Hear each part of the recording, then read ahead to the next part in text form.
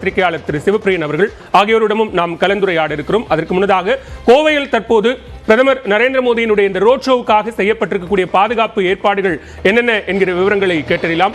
குருசாமி, தற்போது பிரதமரினுடைய இந்த பயண திட்டம் அப்படிங்கிறது 2.5 கிலோமீட்டராக திட்டமிடப்பட்டிருக்கிறது. அதனுடைய வழிபாதைகள் என்ன, அங்கு செய்யப்பட்டிருக்கக்கூடிய ஏற்பாடுகள் என்ன, மக்கள் பிரதமரை சந்திப்பதற்கும் அல்லது அவருடன் கை குலுக்குவதற்குமான ஏற்பாடுகள் அப்படிங்கிறது எந்த அளவுக்கு அங்கு செய்யப்பட்டிருக்கு, பாதுகாப்பு ஏற்பாடுகள்?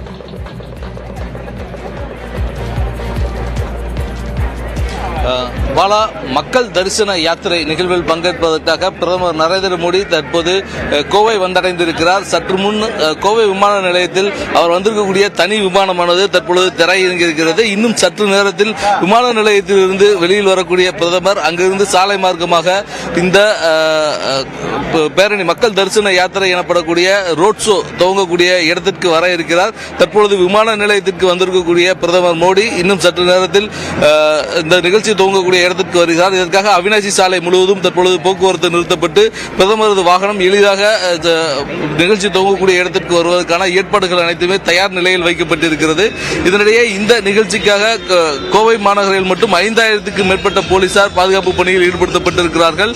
பிற்பகல் 2 மணி முதலே இந்த நிகழ்வு நடக்கக்கூடிய சாய்பாபா காலனி பகுதியிலிருந்து RS புரம் வரை போக்குவரத்தானது நிறுத்தப்பட்டு அனைத்து ஏற்பாடுகளும் தயார் நிலையில் வைக்கப்பட்டிருக்கிறது. 2 மணி முதலே பல்லாயிரக்கணக்கான மக்கள் தொடர்ச்சியாக வந்தபடி இருக்கிறார்கள். தற்பொழுது மக்கள் சாலையினுடைய இரண்டு புறங்களிலும் தற்பொழுது நிறுத்தி வைக்கப்பட்டிருக்கிறார்கள்.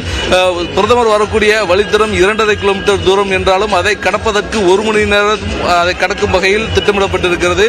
வரும் வழியில் சுமார் 25 இடங்களில் சிறிய அளவிலான மேடைகள் அமைக்கப்பட்டிருக்கின்றன. அந்த சிறிய அளவிலான மேடைகளில் பல்வேறு கலை நிகழ்ச்சிகள் நடத்தப்படுகிறது. அதே போல மத்திய அரசினுடைய திட்டங்கள் பொதுமக்களுக்கு எந்த அளவுக்கு சென்றடைந்திருக்கிறது என்பதை விளக்கும் விதமான காட்சிகளும் காட்சிப்படுத்தப்பட்டிருக்கின்றன.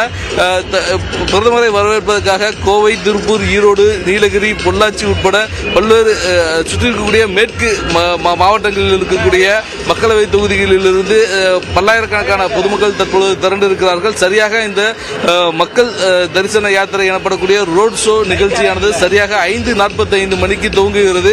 6:45 மணிக்கு நிறைவடையும் வகையில் இந்த பயண திட்டமானது திட்டமிடப்பட்டிருக்கிறது. சாய்பாபா கோவில் அருகே துவங்கக்கூடிய இந்த ரோட் ஷோ நிகழ்வானது வடகோவை, சிந்தாமணி, புதூர் வழியாக RS புரத்தை அடையும் வகையில் திட்டமிடப்பட்டிருக்கிறது.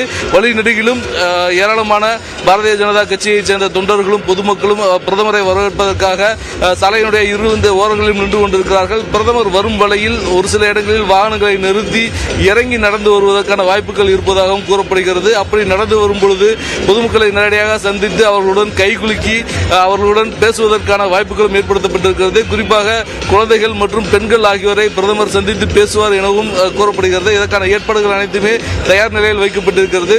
இந்த யாத்திரையினுடைய நிறைவாக RS புரம் பகுதியில் 1998ஆம் ஆண்டு குண்டுவெடிப்பு நடந்த இடத்தின் அருகில் ஒரு நினைவஞ்சலி செலுத்துவதற்கான ஏற்பாடுகள் செய்யப்பட்டிருக்கிறது. அந்த இடத்தில் குண்டுவெடிப்பில் உயிரிழந்த 58 பேருக்கும் அஞ்சலி செலுத்துவதற்கான ஏற்பாடுகள் செய்யப்பட்டிருக்கிற நிலையில் அவர்களுக்கு தனது அஞ்சலியினை செலுத்திவிட்டு இன்றைய இந்த ரோட் ஷோ நிகழ்வினை பிரதமர் நிறைவு செய்ய இருக்கிறார். இதற்கான ஏற்பாடுகள் அனைத்தும் தயார் செய்யப்பட்டிருக்கக்கூடிய நிலையில் தற்பொழுது பிரதமரது வாகனம் கோவை விமான நிலையத்திலிருந்து கிளம்பி தற்பொழுது சாய்பாபா கோவிலை நோக்கி வந்து கொண்டிருக்கிறது. இன்னும் சற்று நேரத்தில் இந்த மக்கள் தரிசன யாத்திரை எனப்படக்கூடிய ரோட் ஷோ நிகழ்வானது துவங்க இருக்கிறது. பாலா, தற்போதைய தகவல்களுக்கு நன்றி குருசாமி. தொடர்ந்து இணைப்பில் இருங்க, நம்ம பேசலாம். அதே போன்று களத்திலிருந்து செய்திகளை வழங்குவதற்காக செய்தியாளர்களும் இணைந்திருக்கிறார்கள். விருந்தினர்கள் உடனும் கலந்துரையாடலாம். திரு சுப்பிரமணியன், நான் உங்களிடமிருந்து தொடங்குகிறேன். மக்களவை தேர்தல் அறிவிப்பு பின்னதாக இதுவரைக்கும்